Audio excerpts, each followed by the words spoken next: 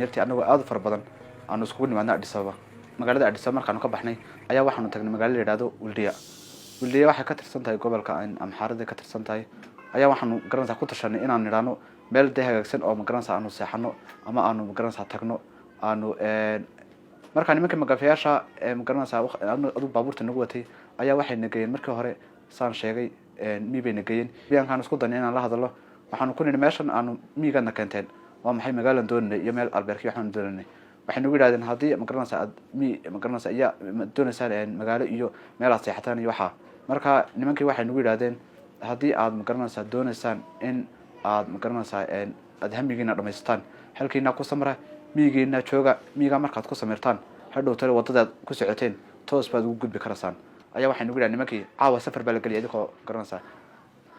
sidii ay magaranaysaa cadceedu ku dhacday sidii gobolka noogu dhacay waxa la yiri caawa baawur baa la keenaya laba bas baa la keenaya labadii bas anagoo waxba cunin oo cunta magaranaysaa cunin aan waxba loo keenin ayaa magaranaysaa aan baabuurtii labadii bas naloo keenay sidii baan ku fulay labadii bas waxaana la seexiyay wana la dhaafiyay buura xageeda hoosa xagga Suudaanka xigaana la seexiyay nin walba magaranaysaa wuxuu go'aansaday sidii cunaysa u qoyn lahaa ama magaranaysaa u sameyn lahaa inuu magaranaysaa kaga faa'iideysto hadhow tale macnaha safar dheer baa hadana la sii galiya horta waxay ahayd nimankan garanaysaa magafayaashu waxay iyagu doonayaan in mar walba ay hadii aad adigu cunto hadii aad cunto ama cunto aad idinku groupkiina aad magaranaysaa gaatada ka baxdaan waxa ay ka baqayaan iyagu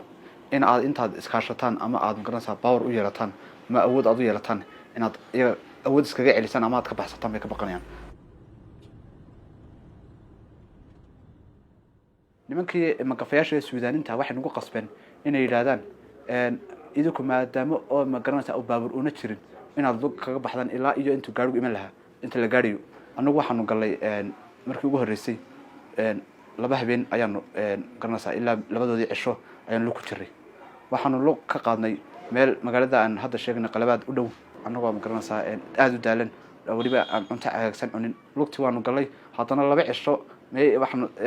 waxaanu galay hal habeen oo buuxa sidiisii ayaanu galay aroortii salaadii subax adu markuu waagu soo bariyo ayaanu socodkii ayaanu loo keenay laba xaajidood waxa la yiri xaajiyadna idinku isku filaysiya xaajiyadna nimankan Suudaaniyiinta magafayaashu ha fuulaan walwalkii cabsida ay hayso waxay ahayd talow halkii aad u baahnayd ma gaari doontaa talow gaarigan aad saaran tahay iyo magaranaysaa iyo gaarigan sida xun loo wadaa Khartoum waxaan dhex joognay muddadaas kooban waxay ahayd 6 cisho Khartoum waana laga qaaday waxaana la geeyay magaalada caasimadda labaad ee magaranaysaa wadanka Suudaan oo iyadana la yiraahdo Urduman baa iyadana lagu hakiyay 8 cisho oo lagu yiraahdo caawa waxaad galeysaan socodkii saxaraha socodkii markaanu u soo diyaar garoonay walba ku abuurmay talo saxaraha maxaad kala kulmi doontaa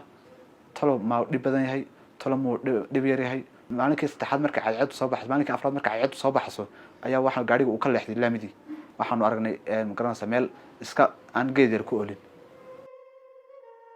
nimankii Suudaanta horta way wareejiyeen Suudaantii waxa la siiyay lacag aad u fara badan oo way laabteen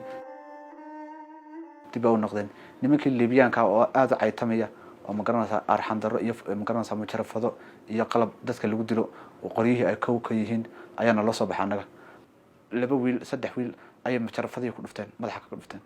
degdeg baan gaariga u fuulay nin walba ilaa hablihii halkii ugu sokaysay ayuu gaarigu iska tuuray